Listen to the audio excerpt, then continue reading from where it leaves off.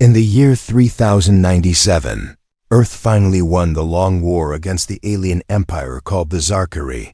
After 30 years of death and destruction, the war ended not with a bang, but with a gift. The alien king, High Emperor Zorak, sent a single shuttle toward Earth. Inside the ship was his only daughter, Princess Ariala. She was calm, still, and dressed in silver robes.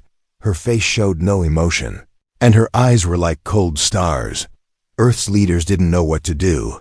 She was not a prisoner, yet not a guest. The message from Zorak was short and clear. This is our gift to humanity. She is infertile. She is useless to us. Perhaps she will serve you better.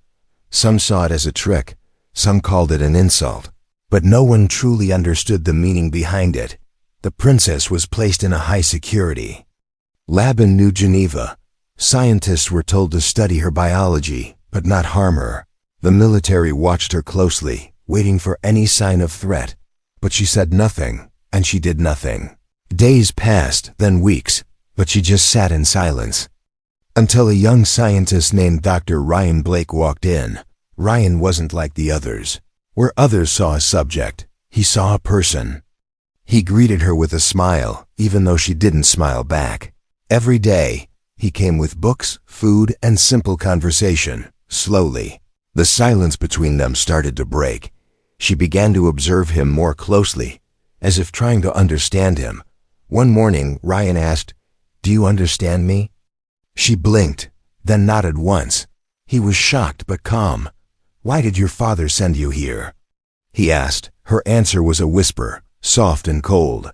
"Because I am broken," she said. Ryan didn't believe her. She was intelligent, beautiful, and physically perfect. Her blood showed complex structures unknown to Earth science. Still, her body was unable to reproduce, or at least, that's what the alien king claimed. Ryan felt something was being hidden, something deeper. He spent hours talking to her, learning her story bit by bit. She spoke of the Zarkari Empire, the cold palaces, the endless rules. She spoke of how daughters were only valuable if they could give birth to strong heirs. When her tests came back infertile, she was locked away. Even her own people stopped calling her by name. She was simply the one that failed. Ryan felt anger growing inside him. He couldn't understand how a father could give away his own daughter. He brought her flowers. She didn't know what they were. He played her music. She listened for hours without speaking. One day, she asked, "Why are you kind to me?" Ryan said, "Because you are not broken." That night, something changed. The security cameras caught the princess standing in her room, looking up at the sky. She placed her hand on her stomach and smiled, just a little. The next morning, she didn't eat her food. She didn't speak. She just stared at Ryan with deep eyes. Then she whispered something that made his blood run cold. "It's growing," she said. Ryan stared at her in shock. "What's growing?" he asked. She looked down at her belly and said nothing. He rushed to get the medical scanner, his hands shaking. The results appeared slowly on the screen, and what he saw changed everything. There was life. Something was growing inside her womb. Something small, something real. Ryan backed away, confused and scared. "This isn't possible," he whispered. But the machine did not lie. The alarms went off the next second. Security entered the lab with weapons ready. Ryan tried to explain, but they pulled him away. The princess remained calm, her hands folded. She looked at the guards and said, "Do not be afraid. The child is part of your world now." No one understood what she meant. In a secret room, Earth's top scientists gathered to discuss what had happened. Some believed it was a mutation, others called it a miracle, but none could explain how an infertile alien could become pregnant on Earth. And more importantly, how that child could exist at all. Was it human? Was it alien? Or was it something entirely new? Ryan sat alone in his lab, staring at the results. He remembered her words, "Because I am broken." Now he wondered if she was broken, or if she was hiding her truth all along, and if she was, why now? Why him? He didn't have answers, only questions, but deep down he knew one thing. This was not a gift. This was a warning, and the real story had just begun. Asterisk, she dreamed of fire, not the kind that burned, but the kind that woke something sleeping. Inside, in her dream, the flames danced around a child with glowing eyes. When she opened her eyes, she was no longer a gift. She was a mother. Princess Ariella lay on the cold bed, staring at the ceiling of the Earth lab. Her hands slowly moved to her stomach, now slightly rounded. No one touched her without permission, not even Ryan, but her body was changing, and her mind was waking up. Something ancient stirred in her blood, something even she didn't understand. Ryan came in with books and warm tea, like he did every morning. He saw her sitting differently, her posture calm but powerful. "You're feeling different," he said softly. She nodded once, eyes locked on his face. "The spark is real," she said. Ryan sat down carefully, confused and curious. "What spark?" he asked. She looked down at her stomach, then back at him. "The forbidden one," she whispered. "Years ago, on her planet, there were stories not allowed in the royal courts. Stories of a bloodline that could mix with other life forms. A bloodline that could create something new, something greater. Her father had called those stories lies. He had ruled with fear, not wonder. But now, her child was proof that the legends were true. Ryan was shocked, but his heart was also full of something he hadn't felt before: hope. "I need to scan you again," he said. She agreed, "but on one condition. No one else must know." "Not yet," he nodded, though he wasn't sure he could keep that promise. The new scans showed strange energy patterns around the fetus. It was not just alive, it was glowing with a pulse that didn't match any known life form. Ryan tried to hide the data, but Earth's monitoring system detected it. Soon, whispers moved through government halls. The alien gift was pregnant, and the father was human. At first, no one believed it. The top generals met behind closed doors, calling it a fake report. But when the Prime Council saw the data, their faces turned pale. "This is impossible," one of them said. "Or it's a threat," said another. Back in the lab, Ryan noticed Ariella was changing too. Her skin looked brighter, her movement smoother. The energy in her was growing, not just the baby. She was unlocking something inside her blood, something royal. Her powers, long asleep, were waking up. Ryan sat beside her, holding her hand for the first time. It was cold at first, but then warm. He felt a spark too, not the romantic kind, but something deeper. A bond not made of words, but of choices. He had chosen to treat her with kindness, and now that kindness was changing the galaxy. One night, alarms blared across the lab. Military officers rushed in and separated them. A voice came through the intercom, cold and loud. "Dr. Ryan Blake, you are under investigation for breaching human-alien protocol," he shouted back. "She's not a threat. She's carrying a child." But they didn't listen. Princess Ariella stood up, her eyes glowing faintly. "I will not be treated like property again," she said calmly.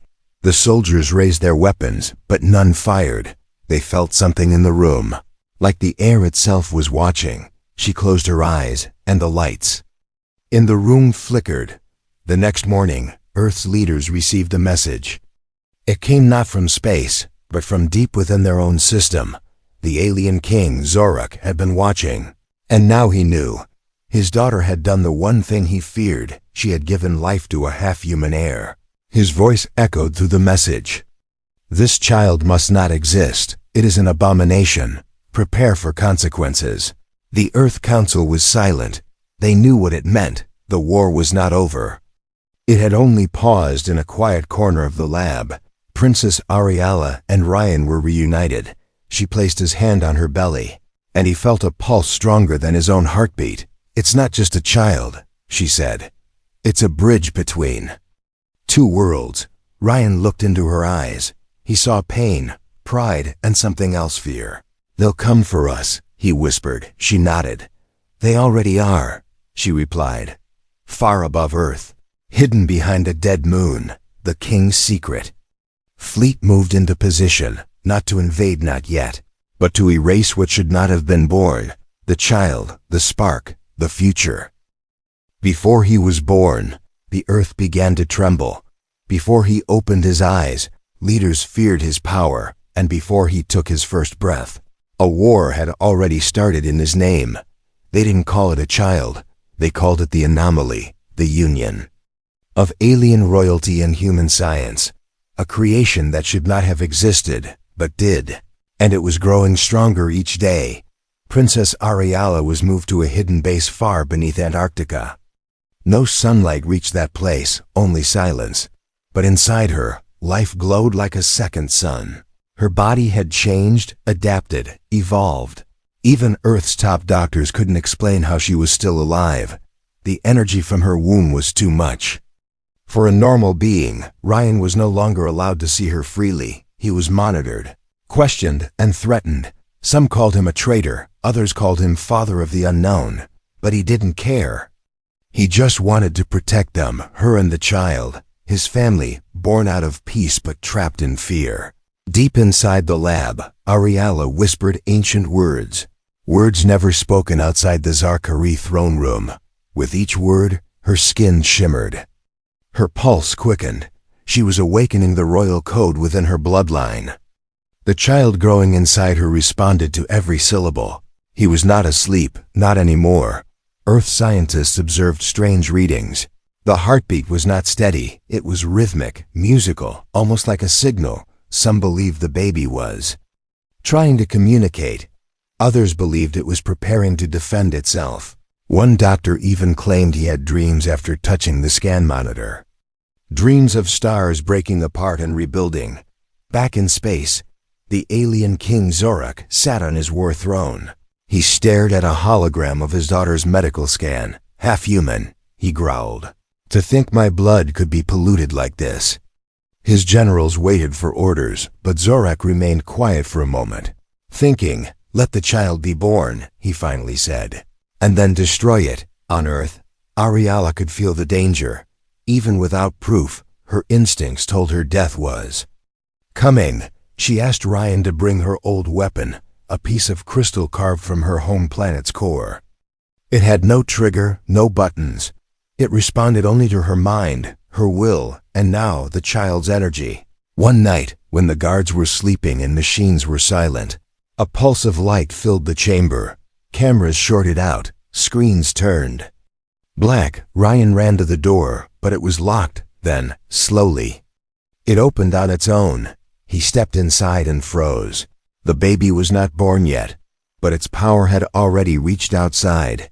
The air was warm, golden, vibrating with something alive. Ariella sat on the bed, glowing softly. Her hair floated around.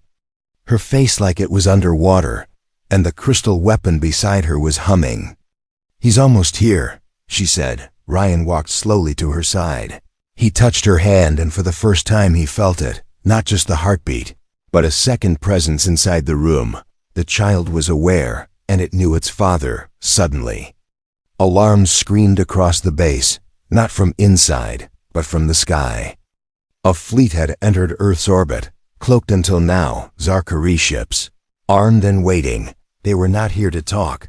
They were here to end the bloodline. Ryan was pulled away once again. Ariella was taken to the underground birthing chamber, a cold room made for emergencies, but this was no normal birth. This was something beyond both human and alien science.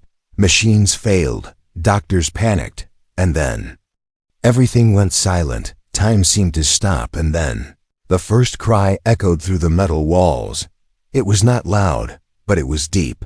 A sound that vibrated through bone and mind. Every screen lit up with strange symbols, unreadable but beautiful. The child had arrived. He had his mother's silver eyes and his father's heartbeat. His skin was soft but carried a faint glow. He didn't cry again. He just looked at everyone in the room, as if he already knew who was a threat and who was not. Ariella held him with shaking arms, her strength nearly gone, but her spirit alive. She looked into the child's face and smiled. "Your name is Kale," she whispered. "It means spark." Far above Earth, inside the royal Zarkari mothership, King Zorak felt the moment of birth. A wave of power touched his mind and made him fall to one knee. For the first time in decades, the mighty king felt fear. He stood slowly, breathing heavily. "This child is not just an heir," he said to his generals. "He is a force that can change the stars. And I will not let that happen." He didn't come from the sky. He didn't fly in a warship or land with thunder. He walked in through the front door wearing a smile. The first assassin arrived as a friend. Earth had prepared for invasion missiles, shields, air patrols. But they weren't ready for this kind of war. The Zarkari king didn't send soldiers. He sent shadows, men and women trained not to fight, but to disappear, to blend, to kill without sound. The baby, Kale, was only 3 days old when the first attempt was made. It happened during a routine medical scan. Ariella felt at first a coldness in the room.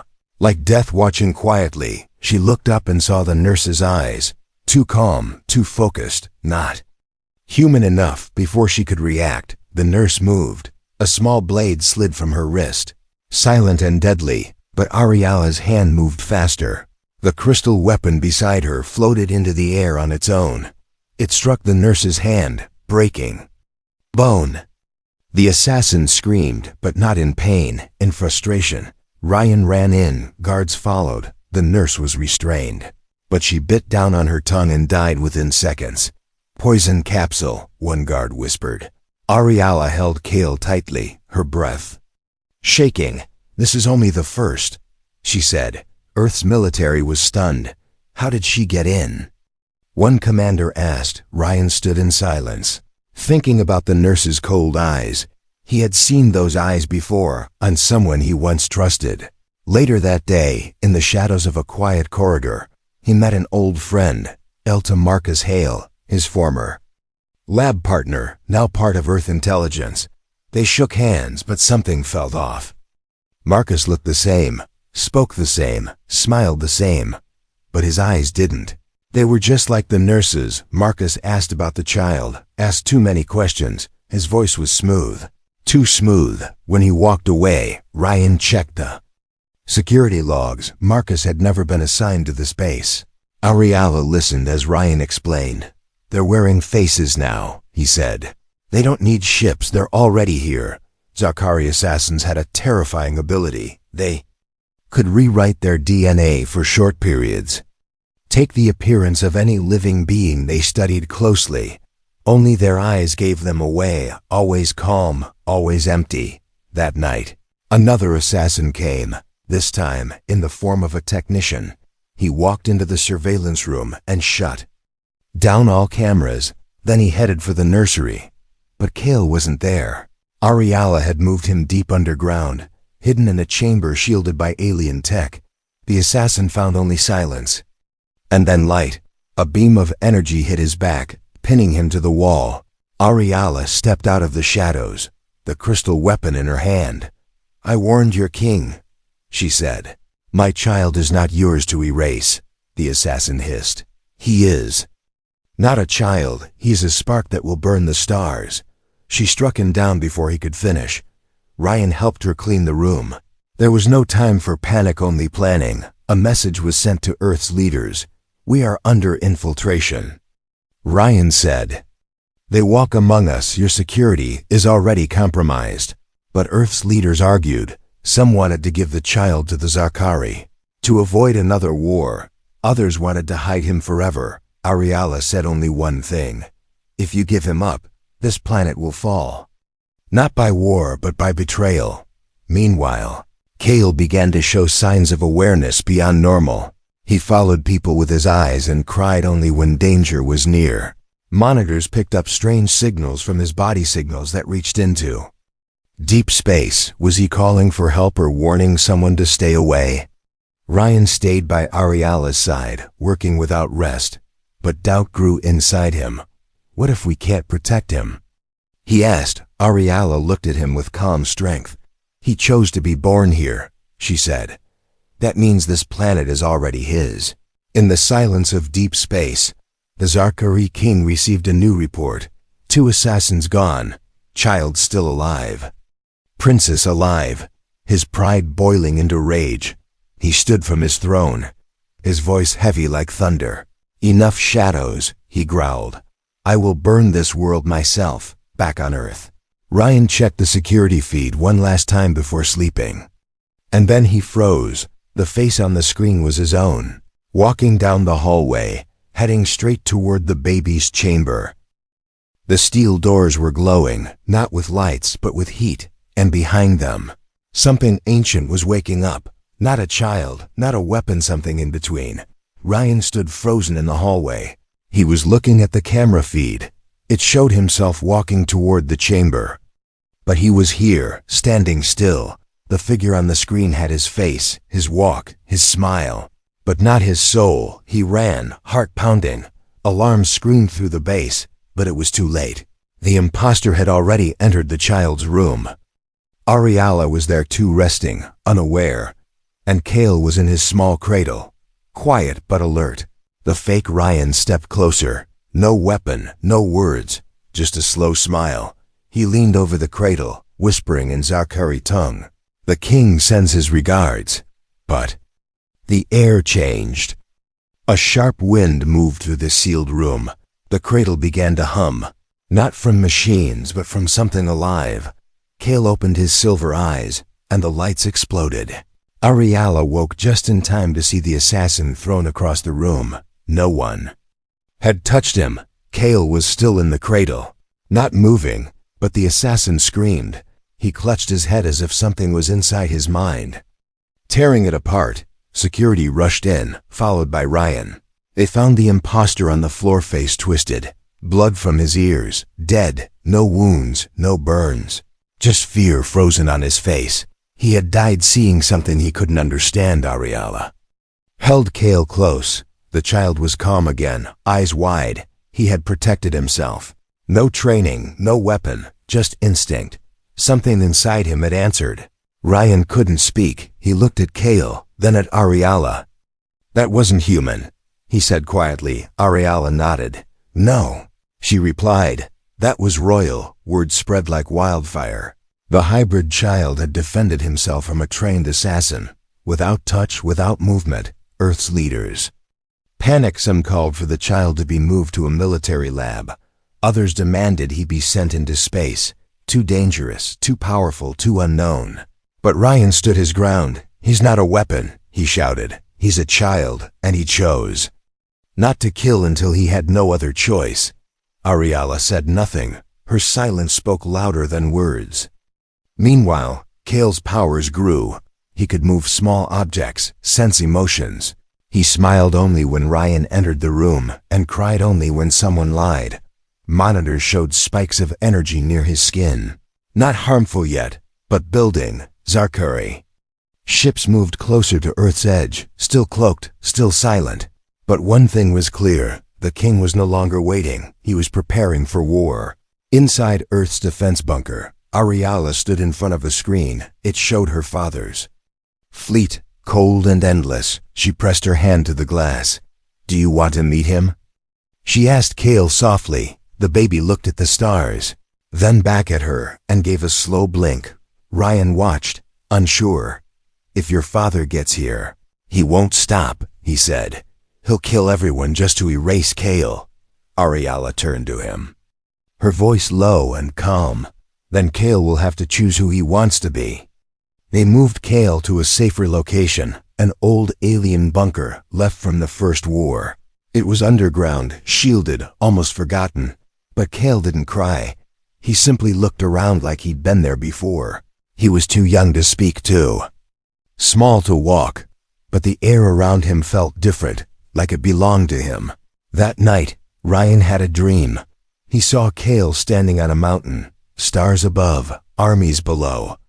And in his small hands light, not fire, not lightning, something more powerful, something pure. Ryan woke in a sweat. Ariella was already up, holding Cale near the glowing walls of the bunker. "He's seeing into minds now," she said quietly. Into dreams. Outside, Earth prepared for battle, missiles, ships, satellites pointed at the unknown. But inside that bunker, a child was learning the universe without ever leaving his cradle. And in deep space, King Zorak looked out at Earth through his warship's window. His face dark, his voice low. "The child is becoming what I feared," a general asked. "Do we strike now?" The king didn't answer. He simply raised his hand and clenched it into a fist. Asterisk, the child spoke his first word, not mother, not father, but Zorak. And somewhere in deep space, the king paused, as if the name had echoed back to him. Across stars, across blood, no one had taught Kale that word. No one had whispered the name of the alien king near him. And yet, he spoke it, clearly, calmly, as if he knew the man who wanted him dead. Ryan stared at his son, heart pounding. Ariella stood still, her face unreadable. "He remembers something," she said. Ryan shook his head. "How can he? He's just a baby." "No," Ariella replied softly. "He is a Zarkari heir, born with memory, born with legacy." In space, the king's war fleet entered the outer edge of Earth's system. 1,000 ships, silent and cold, each one holding soldiers trained from birth to destroy. But the king was not here for war. Not at first. He was coming for something older, something deeper honor. He sent a message to Earth's leaders. "I will not strike first," he said, "but I will speak to the human who claims to be the father of my blood." The world held its breath. Ryan stood before a council of generals, politicians, and scientists. "You can't meet him," one said. "He'll kill you." "I have to," Ryan answered. "He needs to see me not as a threat, but as a father." They argued, they shouted, but in the end, they knew there was no logic stronger than a parent's will. Ryan was taken to a neutral zone, an ancient alien structure orbiting the moon. One ship arrived alone. The king stepped out, towering and cold, dressed in armor that hummed with energy. His eyes were fire, but his face was calm. Ryan stood straight, no weapons, no guards, only truth, only fear hidden deep in his chest. They walked toward each other, slow steps. A silent galaxy between them. "You are the human," the king said. "I am," Ryan replied. "You touched my bloodline. You made a child that should never have existed." Ryan didn't look away. "I didn't make a weapon. I made a son." The king stepped closer. "And what will this son become?" he asked. Ryan's voice did not shake. "Whatever he chooses," for a moment. The king said nothing. Then he reached into his cloak and threw a sphere on the ground, a projection. Appeared Kale, sleeping in Ariella's arms. "He has her eyes," the king said. "But I wonder, does he have my wrath?" Ryan clenched his fists. "You gave her away like garbage," he said. "You called her broken, infertile, useless." The king's eyes narrowed. "She was born to serve the empire," he said, "not to love a human." Ryan stepped forward. "She chose Earth, she chose peace, and now she has a child who might save both our worlds." The king laughed. "A child that powerful will never know peace." "He will if you let him," Ryan replied, "or he will destroy everything you built." Back on Earth, Kale sat silently in his cradle. The crystal weapon Ariella once carried now floated near him. He wasn't touching it, but it pulsed. With his heartbeat, Ariella watched with quiet pride. "He's listening," she whispered. "To what?" A guard asked. "To his father's voice," she said, in the orbiting station. The king stepped back. "I will give you one chance," he said to Ryan. "Prove to me that the child deserves life." Ryan's jaw tightened. "How?" "Bring him here," the king said. "Let me see what you call hope." Ryan returned to Earth in silence. Ariella met him alone. "He wants to see Kale," Ryan said. She looked at the child, then at the sky. "Then let him see what he fears," she said. Together, they flew back, mother, father, child. As they entered the station, the air changed. The king stood waiting. Still and sharp like a blade, Kale looked up at him and smiled. The king stepped forward, staring into those silver eyes. He raised his hand slowly, but before he could touch Kale, a wave of energy moved through the room. Not loud, not violent, just pure. The king stopped, his hand shaking. He saw something. Not with his eyes, but with his soul. He saw a A galaxy where Kale wore a crown, where planets bowed and no one questioned his blood. He stepped back, breath unsteady. He is. More, the king whispered. Ariella held Kale close. He is not yours to control, she said. He is not mine either, the king said. He is his own. The stars had stopped whispering. Even the silence in space had changed. Every Zarkari ship over 1,000 strong floated in stillness, not from fear, not from command, but from loyalty, and no one could explain why. Kale had simply raised his hand. He didn't speak, didn't cry. But across space, the royal fleet responded. Their engines dimmed, their weapons powered down. It was not technology, it was something older, something deeper. The king watched with wide eyes. His soldiers were not following him anymore. They were bowing not to a ruler, but to a child. His blood, yes, but something more. Something beyond the crown. Ryan took a step forward, holding Ariella's hand. Kale floated between them. Surrounded by a faint golden glow, he looked at the king. Not with hate, but with understanding. And in that look was a truth too heavy for any throne. The king dropped to one knee. The galaxy's most feared leader bent his head before a baby. Not because of power, but because of destiny. Kale was not just born. He was meant. Ariella spoke. Softly, your fear created him, father. You threw me away, you called me broken. And now your mistake has become a miracle. The king nodded slowly. I tried to erase a crack in my empire, he said, but the crack became the doorway. Earth's leaders, watching from hidden satellites, could not believe what they saw. They had prepared for war. Now they witnessed surrender, not forced by armies, but by a child's presence. Kale looked at the fleet from the viewing window. His tiny hand reached out, and stars shimmered in response. He was speaking in a language not made of sound. Not even Ariella could understand all of it, but she felt it in her bones, a message sent across worlds. I see you, and you see me. The king stood, slower now, older somehow. He turned to Ryan, eyes no longer filled with fire. You are not my enemy, he said. You are the father of what comes next. Ryan nodded, unsure if he felt pride or fear, maybe both. The Zarkari throne, once the symbol of unshakable power, now floated in space. Empty, because Kale did not sit on thrones. He did not rule by fear or blood. He simply existed, and that was enough. Back on Earth, crowds gathered. Across every major city, screens showed the image of Kale glowing beside the two worlds that created him. Human, alien, and something new. Not a soldier, not a weapon, not a god, but a bridge. Ariella walked onto the World Council floor with Kale in her arms.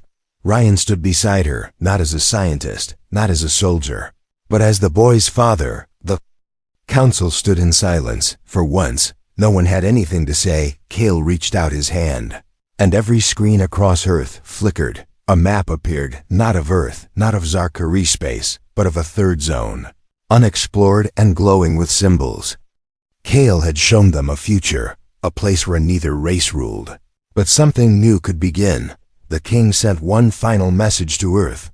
I will not return, he said. The galaxy does not need more kings. It needs a prince with no borders. Ariella smiled as she held Kale closer. He chose peace before he learned to speak, she whispered. Ryan placed his hand over hers. And the whole galaxy listened, he replied. Years passed. Kale grew not in silence, but in starlight. He walked among both worlds, not belonging to one, but connected to all. Where he went, storms calmed, leaders listened, and fear dissolved. He did not wear a crown, but his name became legend. They called him the First Light, the Starburn, the Child of Balance. But to Ryan, he would always be Kale, the child he once held in trembling hands, the child who changed everything with a single cry.